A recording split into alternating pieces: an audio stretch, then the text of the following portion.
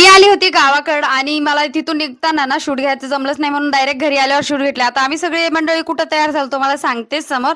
त्याआधी ना या बहीण भावाचं लाड बघूच शकता, कारण की भाऊ लई दिवसाने आला होता म्हणून बहिणीने जास्त लाड करत होते आणि भाऊ तर काय पळू पळू जात होता. त्यानंतर ना हे माकडं सगळे निघाले होते बघा.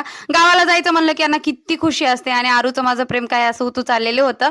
त्यानंतर ना बसलो आम्ही गाडीमध्ये आणि चाललो गावाला बरं काय. आणि इथं मस्त घरच्यांसोबत बाहेर कुठं जाण्याची मजाच वेगळी असते. किती छान व्ह्यू होतं बघा. आता बाहेर कुठं म्हणजे आम्हाला ह्यांच्या आत्याला भेटायला जायचं होतं, कारण की त्यांच्या डोळ्याचं ऑपरेशन झालं होतं. आमच्या क्रिशूचं किती क्यूट पा देणं चाललेले होतं बघा इथं. त्यानंतर दुसऱ्या दिवशी होती पंचमी, म्हणून आम्ही इथं मंदिराला चाललो होतो. आमच्या गावा शेजारी एक शिराचा महादेव म्हणून आहे, तिथंच आम्ही पूजा करायला गेलेलो होतो. त्यानंतर घरी आल्यावर ना आमच्या इकडे अशी प्रथा आहे की नागपंचमीच्या दिवशी ना दूध दही त्याच्यामध्ये थोडंसं तूप टाकून आणि बेलपत्राच्या पाण्याने डोळे धुवले जातात.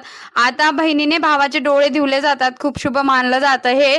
त्यामुळे ना रियांशचे बहिणी ताई हे सगळं चाललं होतं त्यांचे डोळे वगैरे धुणं.